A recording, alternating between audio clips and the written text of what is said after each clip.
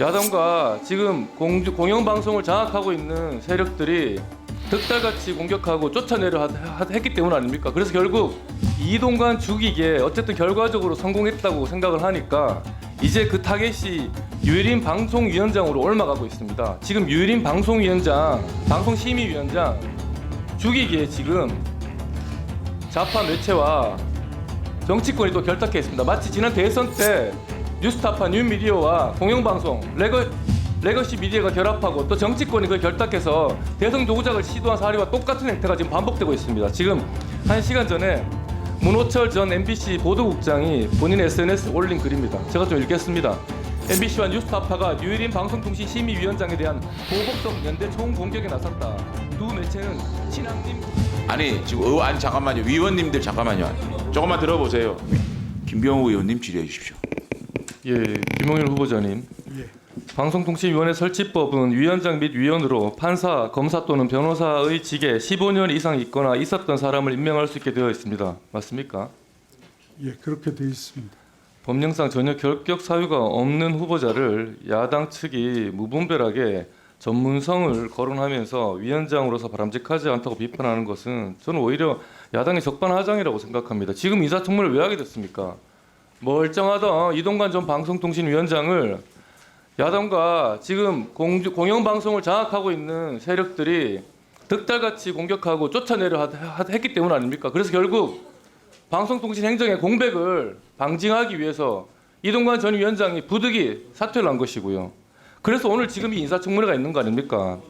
입법부가 대통령의 고유한 인사권을 이렇게 과도하게 부정하는 이런 발언하는 것은 저는 우리 상권분립의 헌정지수를 형해하는 것이라 생각하고요. 이에 대해서 우리 후보자께서는 평생 공직자로서 변호사로서 이렇게 살아오신 그 경륜 경험을 바탕으로 이 가짜뉴스 타파, 방송 정상화 그리고 통신 복지 향상 등을 위해서 최선을 다하겠다고 자신 있게 한번 말씀해 주시기 바랍니다. 예, 열심히 하겠습니다. 그리고 지금 이제 공영방송을 장악하고 있는 세력들이 이동관 죽이기에 어쨌든 결과적으로 성공했다고 생각을 하니까 이제 그 타겟이 유일인 방송위원장으로 올라가고 있습니다. 지금 유일인 방송위원장, 방송심의위원장 죽이기에 지금 좌파 매체와 정치권이 또 결탁해 있습니다. 마치 지난 대선 때 뉴스타파, 뉴미디어와 공영방송, 레거시 미디어가 결합하고 또 정치권이 그걸 결탁해서 대선 도구작을 시도한 사례와 똑같은 행태가 지금 반복되고 있습니다. 지금 1시간 전에 문호철 전 MBC 보도국장이 본인 SNS에 올린 글입니다. 제가 좀 읽겠습니다. MBC와 뉴스타파가 유일인 방송통신심의위원장에 대한 보복성 연대 총공격에 나섰다. 두 매체는 신앙님 김만배 녹취록 조작 보도로 20대 대선에 개입했다 해서 방심이 제재를 받은 곳이다. 민주당이 지원 공격에 나섰다. 예상했던 일이다. 공당이자 최다 의석수를 가진 민주당이 직권 남용, 언론 탄압 운운했으니 여러 좌파 매체들의 후속 보도가 이어질 것이다. 이른바 카드 쌓기 저널리즘의 전형이다. 신앙님 김만배 가짜 조작 뉴스 보도와 같은 패턴이다. 그러나 이번 류 위원장 보도에는 신앙님 김만배와는 차원이 다른 반인권적, 폭력적 행위가 자행되었다. 방심이나 공공기관에 대한 민원 접수는 그 성격상 민원인의 신분을 법정 기밀로 해야 한다. 그런데 민원인 신분이 모두 노출되었다. MBC와 뉴스타파는 민원인에게 일일이 전화하고 카메라를 허락 없이 들이대며 위압적 태도로 질문을 이어갔다. 흉악범에게도 하지 않는 비상식적 취재 행태다. 보호되어야 할 민원인 개인정보를 방심위 직원이 국민권익위원회에 공익 제보했다고 뉴스타파는 주장했다. 속아 웃을 일이다. 공익 제보했다고 주장하면 다 공익 제보자가 되는 것인가? 방심위에 대한 민원 접수는 공익 제보 성격이기에 신분을 보호하고 있다. 이들의 신분을 까발리고 노출하는 것이 오히려 국민권익위에 고발할 권익 침해 행위이다. 인적 관련 정보는 개인 행정 전산망에 접촉하지 않으면 알 수 없는 정보들이다. 도대체 누가 방송사에게 관련 정보를 유출해줬단 말인가? 10년 전 최동욱 전 검찰총장의 혼외자로 지목된 아동의 가족관계 등록부를 조회해 외부에 유출한 혐의로 당시 서초구청의 조모 국장은 사법 처리를 받았다. 개인정보보호법은 업무상 알게 된 개인정보를 누설하거나 권한 없이 다른 사람이 이용하도록 제공할 때 처벌하도록 규정하고 있다. 공공기관장의 류 위원장의 아들은 물론 친동생과 재수씨, 동서와 동서 부인, 외조카의 신원과 연락처, 직장까지 파악해 대구, 구미, 경주를 오가며 카메라를 들이대고 촬영했다. 나는 안다. 방송사 기자는 취재원에게 카메라를 무단으로 들이대는 게 취재 기법인지 모르지만 당하는 일반인은 그 자체가 엄청난 공포이다. 사실상의 테러 행위다. 더 경악스러운 것은 민원 제기를 하지도 않은 류 위원장의 누나에게 10년 전 캐나다로 이민 간 아들 이름을 들먹이는 조폭적 취재까지 했다고 한다. 누나는 음식점 문을 닫고 공포에 떨며 병원 치료까지 받고 있다 한다. 방심 위원장 지인이 심의 신청해서는 안 된다는 법이 있는가? 방송이 문제가 있다고 느끼면 누구나 민원 접수할 수 있다. 뉴스타파 허위 녹취록 관련 보도 민원 180여 건 중 이들 방송이 문제 삼는 친인척 지인 신청 민원은 10여 건에 불과하다. 이를 갖고 침소 봉대하는 것은 미 연방 대법원이 위헌 판결한 한 방울의 원칙을 주장하는 것과 다를 바 없다. 게다가 류 위원장 취임인 류 위원장 지인인 황성욱 위원장 대행이 이미 긴급 안건으로 상정한 것이었다.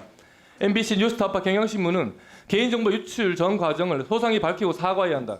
공당이 민주당 역시 불법 유출 행위의 심각성을 인지하고 유출 과정 파악에 함께 나서야 한다. 지난 대선 뉴스 공작에 대해서 각 방송사들이 사과 방송을 다 했습니다. 그래서 방심위가 이에 대해 진상 조사를 하고 과징금을 부과했습니다. 그런데 이제 와서 해당 매체가 나서서 민원 사주라고 하면서 이 방심위 민원을 한 사람들을 찾아다니면서 불법적인, 반인권적인, 폭력적인 취재를 하고 있습니다. 이건 민원 사주가 아니라 보복 방송입니다. 이런 불법적인 취재 행태를 방송위가 가만두어도 되겠습니까? 여기서 어떻게 생각하십니까, 후보자님?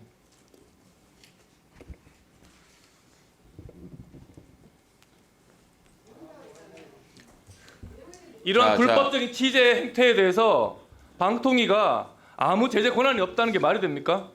뒤에 한번 우리 담당 국장님 도시 여기에 대한 규정이 있으면 한번 말씀해 보세요. 방송사의 자체 제작 규정을 어길 수도 있고요. 이런 보복성 방송을 버젓이 한다는 게 공공재인 공중파를 통해서 사사롭게 방송을 계속 장악하고 독점하기 위한 특정 세력에 의해서 이루어졌다는 정황이 분명한데 이를 그냥 넘어가는 것은 그 자체가 방통위의 업무 이 자체가 방송위의 업무 태만이고요. 방통위원장 후보자께서 이 일을 위원장으로 취임하시면 즉각적으로 제대로 감사하고 조사해야 된다고 생각합니다. 저는.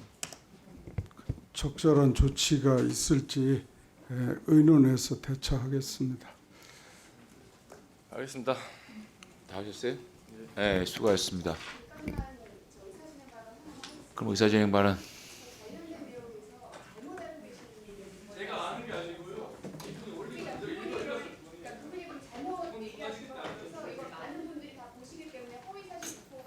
그 고민정 의원님 지휘 시간에 하면 안 될까요? 아니 지금 아니 잠깐만요. 위원님들 잠깐만요. 조금만 들어보세요. 위원님들이 하신 말씀에 대해서 또 얘기하면 이게 동방밖에 안 됩니다. 그냥 조금 줄여주십시오. 자, 오찬을 위해서 잠시 정회하였다가 2시 10분에 다시 속개하도록 하겠습니다. 정회를 선포합니다.